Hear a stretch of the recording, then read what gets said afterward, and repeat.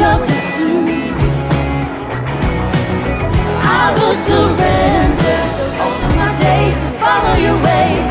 My heart's in rhythm with you. The heart of the Father, the glory of the King. The power of your Spirit is moving within me.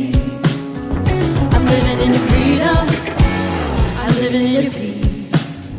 I'm living in the presence, shadow of your wings. I will glorify you forever, 'cause your love gets better with time. With all my heart I'll seek you forever. You're the only one I wanna find. You won't stop chasing me with your love, me with your love. My heart accepts your pursuit. I will surrender all of my days to follow your ways. My heart's in rhythm with you. All of my days I'll give my praise. All of my days are for you. Come on, sing with us. All of my days I give my praise, my praise. All of my days are for you. Come on. All of my days I give my praise, my praise. All of my days are for you. You won't stop chasing me with your love, me with your love. My heart accepts your pursuit. I will surrender the rest of my days to follow your ways. My heart's in rhythm with you. Whoa, what's up, students? Man, that was an awesome first song to open up the night. Hey, I got one quick announcement for you guys I want to let you know about. This year, we're trying something different. We're going to start live streaming our messages and our sermons, hey Morgan, so that you guys can go back and watch them whenever you want to. But to do that, we need a team of people. So Sam is actually heading up like a studio team. So if you're interested in doing a camera or even working down in the basement, you can get with him after the service, and he's gonna fill you in on that, and he'll get you squared away. And so that's all I got for you right now. But now we're gonna play a game that I'm sure most of you guys are familiar with, but the freshmen are not, and it's called Hot Seat. And we like to play that game sometimes to get to know everybody. So I got two pre-picked guys. If they want to come on up, and you guys can give them a round of applause because it's Clark and Ryan Mackey. And so these guys, now they're a little nervous, guys, because they think that there's a guy hiding behind the curtain with like a pie or something that's going to come up and get them. So to make you guys feel a little better, I'm going to give you your gift card now. All right? I'm going to kind of help you guys. So who wants to go first? Oh, here we go. Let me give you, this might help. You need that. Clark, tell everybody your name. Oh, I just told him your name. My bad. You tell them your grade and where you go to school. In 9th grade, I go to Central Fellowship Christian Academy. Yeah. Where's Central Fellowship at? Right Go there, Lancers. Brody? Yeah, he might be the only one, right? Yeah, Brody. Awesome. Great guy. Love that man. So anyway, are you ready, Clark? I'm going to ask you some questions. All right, here we go. Let's You're go. ready? Yes, sir. All right, here we go. Ready? DC or Marvel? Gotta go Marvel. Cats or dogs? Dogs. Adidas or Nike? Adidas all the way. Car or truck? Truck. Are you organized or unorganized? Way too unorganized. If you had to be a mascot for a day, who would you be? The Lancer. All right. What's your dream vacation?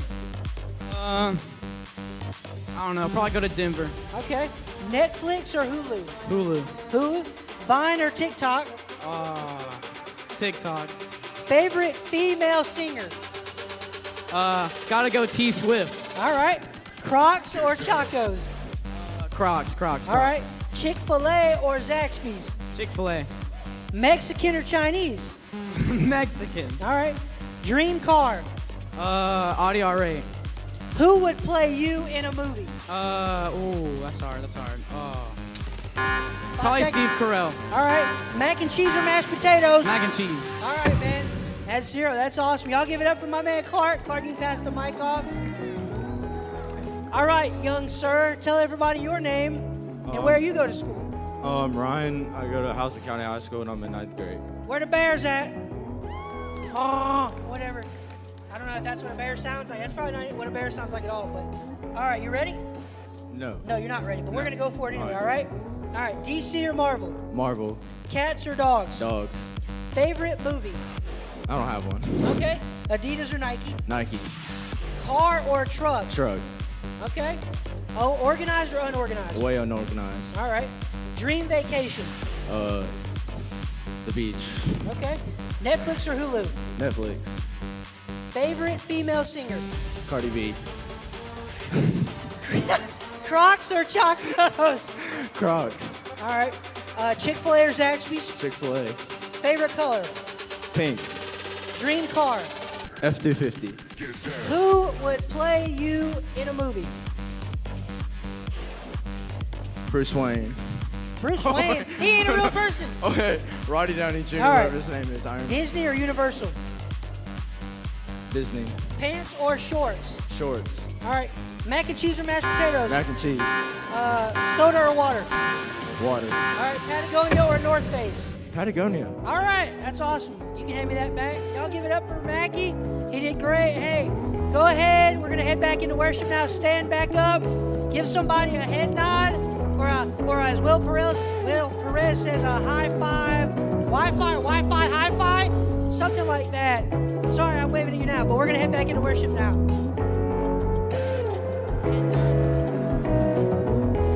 I trademarked that, so if you hear anybody say it, they owe me money, all right? Let's keep singing with the song that we did while we were doing live stream. So you guys sing it out with us. Before the dawn of space and time, the word you spoke created light.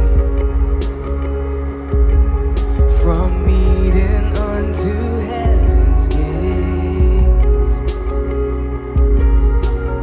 your redemption leads the way. Even when I couldn't see it, even when I couldn't see it, even when I can't believe it, you're by my side. Come on. And now sings my soul, you never let me go.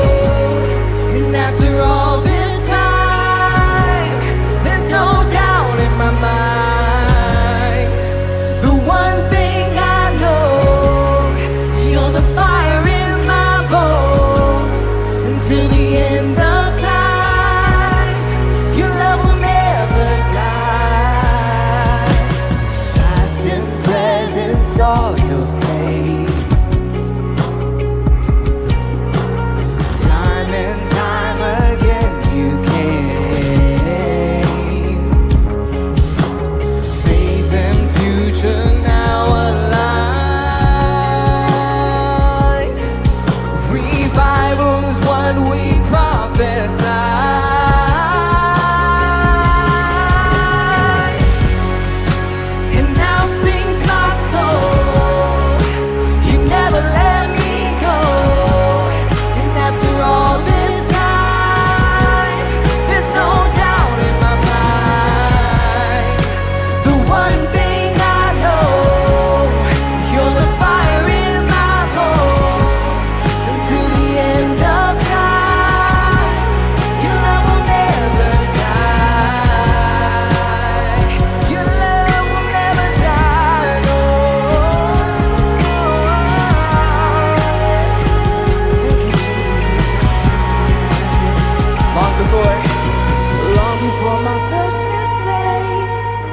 Your mercy called me by my name. God, you found me.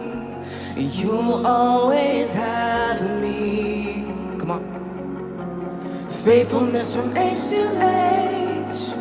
We'll tell the wonder of your name. God, you're worthy of all your glory. Long before, come on, sing it with us. Long before my first mistake, your mercy called me by my name. God, you found me. You'll always have me.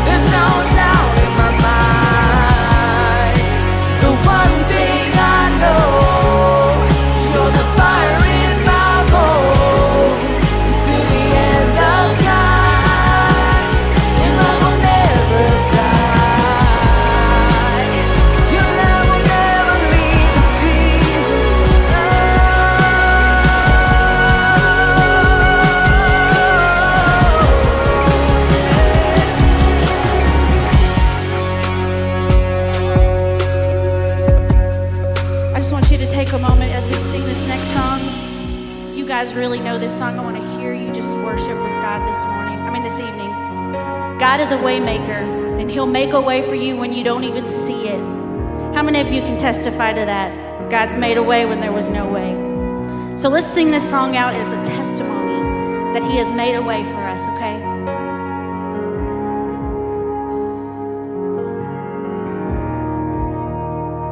You are here, moving in our midst. Come on, worship Him. I worship you. I worship you. You are here, working in this place. I worship you. I worship. Come on, let's sing that again. You are here, moving in our midst. I worship you. I worship you. You are here, working in this place. I worship you. I worship. Come on, He's a way maker. Let's sing it out to Him. Waymaker, miracle work, promise keeper, light in the darkness, my God, that is who you are. Waymaker, miracle work, promise keeper, light in the darkness, my God, that is who. Oh, come on, He's here. You are here.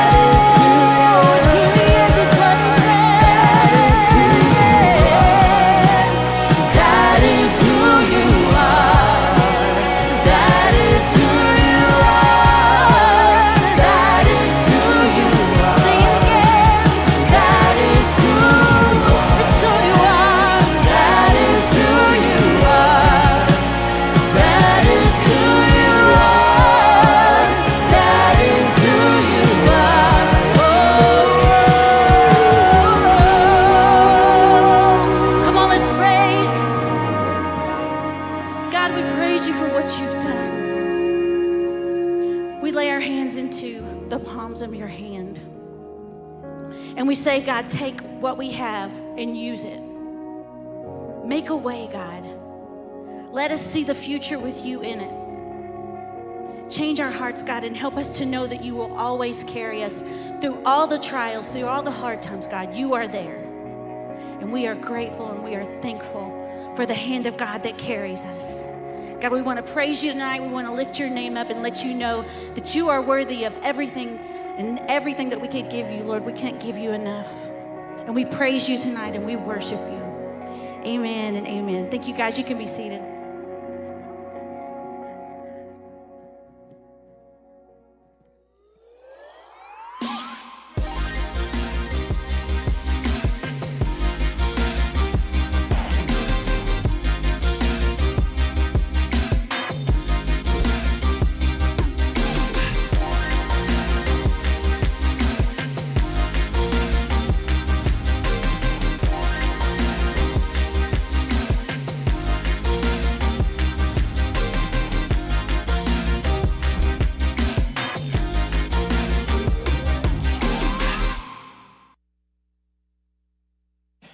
Yes, it's on. Okay, last week it wasn't on. So, week 2 of Family Matters. We got some new faces in here. Thank you guys for coming out. Glad to have you here. I'm going to start off with a story real quick. I remember when I was I think it was 4th or 5th grade. It was the first time I got to go over to my friend's house, Christopher. He was my best friend back then. And I remember his mom picked us up from school that day. I remember getting in the car with them, and she's asking us how our day's going. And I remember his brother's in there, and we're all getting along. It was really, really awesome. And we get home, and I think she made cookies. We come in, we're eating cookies, just hanging out. We've been there for 15 minutes. Dad shows up with Papa John's. It's going to be awesome. We're eating pizza now, just hanging out. They're like, hey, what do you guys want to do tonight? They're asking us. And they're like, oh, we should watch a movie. And they're like, yeah, what movie you want to watch? And this was what's really awesome. Their house was Blockbuster, which means nothing to most of you in here. That meant that they had all the movies. They just went and bought all the movies. It was it would be like having Netflix, but physically in your house. And so they had everything. And so we're like, oh, we want to watch this one. I just remember we had an awesome, awesome time that night. We all got along. It was really, really good. And I remember that night starting to think man, I kind of wish my family was more like Chris's family.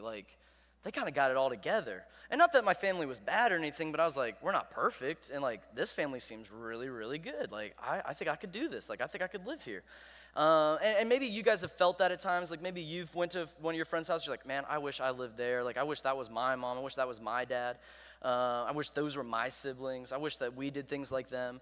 Because maybe in your family, you've gone through some things. Maybe you've dealt with some different things, and maybe your family's a little dysfunctional. If we all just kind of are being honest, all our families are a little bit more dysfunctional than others. Some are way worse, but we all have a little bit of dysfunctionality. All our families have a little bit of things, and because one way or the other, all our families are a little fractured. Now, fractured doesn't mean your family's broken. It just means there's some little things in there. Maybe your family lives with constant tension. I'm not saying that means that doors are going to get shut or you're going to get yelled at, but maybe there's some expectations, and if they're not met, you're going to get to hear about it. Maybe there's some tension of you can't say that around your sibling or your mom or your dad because they're going to get really upset, and so you're always just kind of walking around oh, I don't want to offend anyone. Or maybe in your family, maybe it's secrets. Maybe you thought your family was really perfect or something, but then you found out Uncle Ted's not really my uncle. You found out some really dark stuff. Maybe you found out there's been some legal trouble with one of your relatives. Maybe it was your parent. Maybe it was one of your siblings. Maybe you found out there was something and you were how am I ever going to trust them again? How am I going to believe them? I can't even trust them. I didn't know that had ever happened. Or maybe for some of you in this room, you've actually dealt with straight up fracture. You've dealt with, gone through divorce. You've seen your parents, you saw it all happen. You felt that. And for some of you, maybe you even felt divorce again. Your parents got remarried and then they got divorced. And so you had to go through it all over again. And so I couldn't imagine that. I haven't gone through that, but I have friends that have. And I know that brings up all sorts of things. But what I do think we can all say is every family has its issues. Every family. There's not any perfect family out there. I know that we all like to believe that there is, and in our minds, we might have an ideal family. Maybe there's a movie or a TV show or maybe a friend, again, that we man, I wish my family was like that. But I promise you, if you hang out with anyone, you get to know them good enough, you're gonna find out their family is not as perfect as what you thought. And And what's typically, what happens when we kind of come to the reality of like, maybe my family isn't so perfect, we might kind of lean two ways. And one is we either count out our family or we count ourselves out. And what that kind of really means is like, if you count your family out, maybe it's because like, after your parents divorced, like you just said, you know what, I don't respect them anymore. Like, I just don't respect that they would do that. Or maybe you decided your stepmom isn't a good role model, so you're not going to listen to her anymore. Or maybe you've decided to shut one of your siblings out because you just don't like the way that they talk to you. So you're just like, I'm done. But maybe, whatever reason, maybe it's the opposite. Maybe it's, you know what, I'm going to count myself out. And maybe that's simply is like, I'm just going to isolate away from them. Maybe it's like when I come home, I'm going to go straight to my room. Even when everyone else is hanging out, like I'm just going to hang out in there. Like I don't want to be around them. I'm just going to stay in there.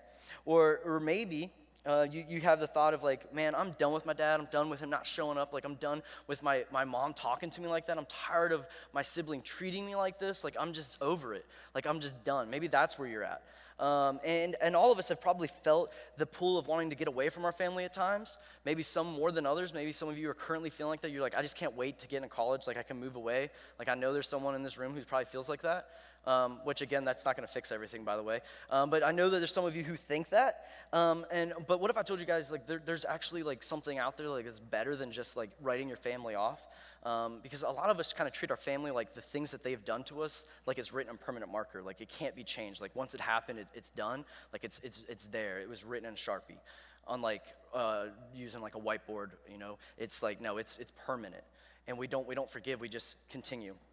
But here's the good news. God has a long history of working with dysfunctional people and dysfunctional families. If you've ever opened up your Bible and you've read anything more than just like a verse, and you've read some content in there, like you're going to see over and over again that there's a lot of dysfunctional people and a lot of dysfunctional families throughout the Bible. And tonight we're going to be looking at a guy named Abraham, who has his own set of dysfunctions. We're actually not looking at him, but we're going to start off with him. Because Abraham was promised, before he even had any kids, that, hey, you're going to have a family that's going to number the stars. But the issue with that when he was told that is he didn't even have a kid. And so his first son was Isaac. And so tonight we're going to be looking at Isaac's kids. And he had two sons. He had Esau and he had Jacob. And Esau and Jacob, they really couldn't be too different. First off, Esau, he was the firstborn. And back then, there was a thing called birthright, and simply the only way to have birthright was to be the firstborn son. And what that meant is that you got basically like pretty much everything of your dad's, and you got a blessing from your dad. And not only was it a blessing from your father, that blessing also came with like a blessing from God. So this was like a huge deal. This is a really, really big thing. Like you wanted this blessing. And then also you would get like to be the leader of the household. You get like the animals, a lot of the money and stuff. Like you got way more than your other siblings. Like you were left pretty much everything. And so this was a big deal. And Esau, he wasn't, again, he's different than Jacob. Like he's like a man's man. Like this dude, he was an active hunter. Like you probably find him, like he's probably powerlifting, playing football. He's probably like making his own spears and bows and stuff. Like he was known for being like this manly guy. And then you have Jacob, and he's not so much like that. Like it even says in the Bible, he liked to hang out by the tents. Like he hung out at home. He was a homebody. He probably was a little bit more artist. Like he liked to, he liked to do that stuff. He liked to cook. We're going to find out. But he also liked to lie and kind of steal. We're going to find out as well. And so one day, Esau, he's out hunting. And hunting isn't like what hunting is. Hunting back then is not like what it is today. Maybe some of you are like, I hate hunting, that's fine. But hunting today is a lot easier than it is back then. Because now you can just go drive somewhere, climb up in a tree stand, you have your bait out, and you might get something. Back then, though, they had to go like travel up mountains, and then once they got it, like they didn't get their four-wheeler to go get it, so he's probably been hiking through the mountains all day, and so he comes back, and he is famished. And how many of you have ever been famished? Like you're like, I could eat a whole pizza. You ever been there before? Like I could eat an entire pizza? I've done that before. And so he's like, I am starving. And so he comes back, and he's going to ask his brother, who's been cooking, like, hey, man, can I get some food? So let's pick up in Genesis 25. And this is what it says. It says, the boys grew up, and Esau became a skillful hunter, a man of the open country, while Jacob was content to stay at home among the tents. Isaac, who had a taste for wild game, that's their dad, loved Esau, but Rebekah loved Jacob, that's their mom. Once Jacob was cooking some stew, Esau came in from the open country, famished. He said to Jacob, quick, let me have some of that red stew. I'm famished. Jacob replied, first sell me your birthright. Look, I am about to die, Esau said. What good is a birthright to me? But Jacob said, swear to me first. So he swore an oath to him, selling his birthright to Jacob. Then Jacob gave Esau some bread and some lentil stew. He ate and drank and then got up and left. So Esau despised his birthright. And this is kind of like classic civil rivalry. Like he kind of just got tricked. I mean, he literally sold like this blessing he was gonna get, like the riches and stuff from his father, for lentils. You know what lentils are? What? Beans, right? Like, no thanks. I don't like beans. I don't even like vegetables. So I'd be like, no, you can keep your lentil stew. I'll go eat some twigs or something. But I mean, he literally sells his birthright over some lentil stew. And he kind of forgets about it. And what we're going to see happens, like, we fast forward some time. Isaac, their father, is getting older. And so he one day calls Esau in, and he says, hey, I'm probably going to pass real soon. So, and remember it said in 25, it said that, hey, I really like, he likes eating wild game. So he said, Esau, man, will you go get me an animal and cook it for me? I'd like to eat that. And then I'll give you your birthright. And so Esau takes off. Well, Rebekah, the mom, she hears this, and she tells Jacob. She goes, hey, Jacob, your brother's gone off. He's going to go get an animal and cook stew. Well, I already got some animal. We can make the stew right now, and we'll trick your dad. And so Isaac's kind of blind. And so he goes in there, and they've taken some precautions. I mean, he doesn't sound like him, but he also isn't really like his brother. His brother is described as very hairy, so he has some very hairy arms. So his brother, like, basically takes wool and puts it on his arms. So his dad, like, grabs his arms, like, oh, it's Esau. I mean, apparently he's as woolly as, he's like as hairy as a sheep. That's pretty disgusting. But, you know, whatever. And so he actually gives him the blessing. Like, he eats the stew, and he gives him the blessing. And so fast forward a little bit more. Esau comes back. He got his animal. He's cooked it up. He comes in. He's like, Dad, here, I'm ready for my birthright. And his dad's like, what are you talking about? I already gave it to you. And he's like, no. And then it clicks. I just got tricked. I just gave it to your brother.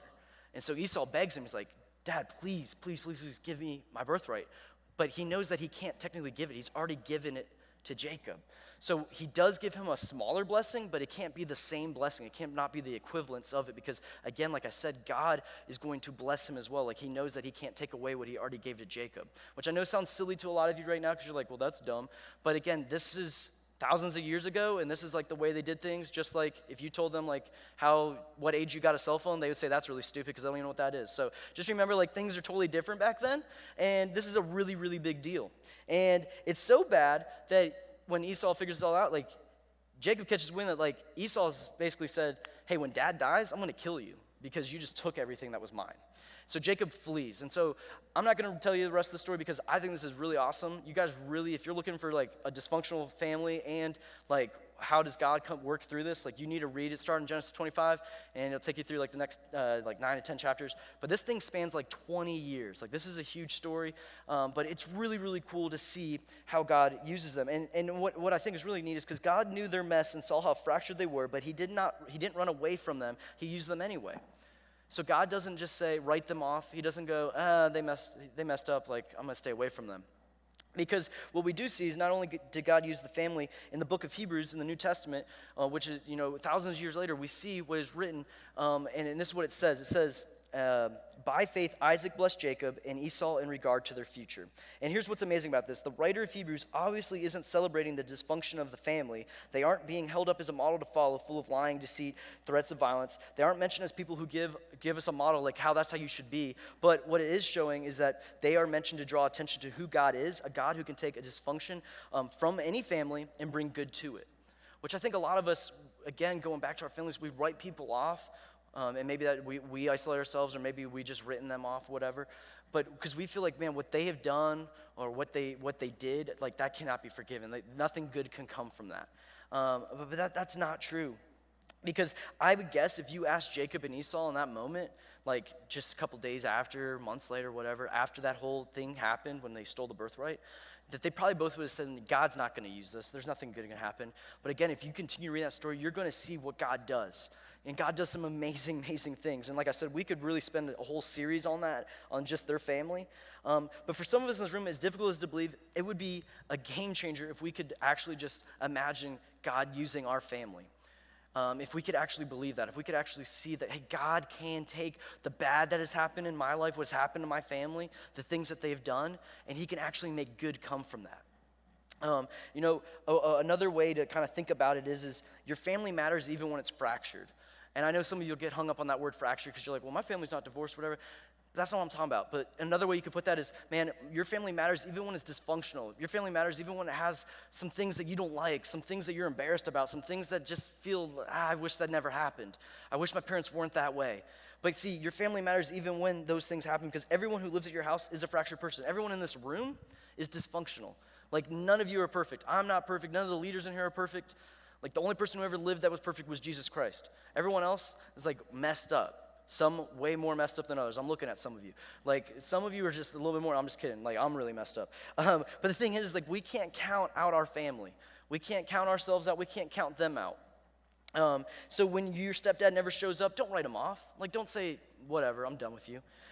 When your mom loses her temper, don't write her off forever. Like, you probably lost your temper last week. Like, it happens. When your step-siblings drive you up crazy, don't write them off. Like, maybe just stay away from them for a little bit and, try to hang out with them again. And don't count yourself out. And when the chaos in your family feels too much, don't isolate. Don't just come home, and when the arguing feels like it's getting too much, don't run away, don't leave, don't come back. Like, don't do that. And if you need to step away, keep yourself safe, do that. What I don't want anyone to walk away tonight is to say, well, Robbie just said, no matter how bad it is in my house, I should always stay. Man, if there's any form of abuse, physical, mental, verbal, like, you need to talk to someone about that. Like, talk to me, talk to one of your leaders, talk to a counselor at school. You need to let someone know about that. That's not okay. So I'm not trying to tell you, like, if that's what you're dealing with, that you should stay there. But most of the time, the things that we don't appreciate are, like, the annoying things, the things that maybe our parents are telling us we need to follow some rules and we don't agree with them, but, like, they're still rules. Like, that's okay. We need to put up with those things. But again, if it's like something terrible, then absolutely you probably do need to take a stand and you need to do something about that. So again, feel free to talk to someone tonight about that if that's something you're dealing with. But what I'm saying is, man, if it's just the kind of things that are just, again, kind of annoying, or things that just feel aggravating, stay. Just see what happens. Don't walk away. Again, if it's dangerous, yes, please walk away. Redeeming and fixing things that are broken is what God does best. He takes dysfunction and he uses it.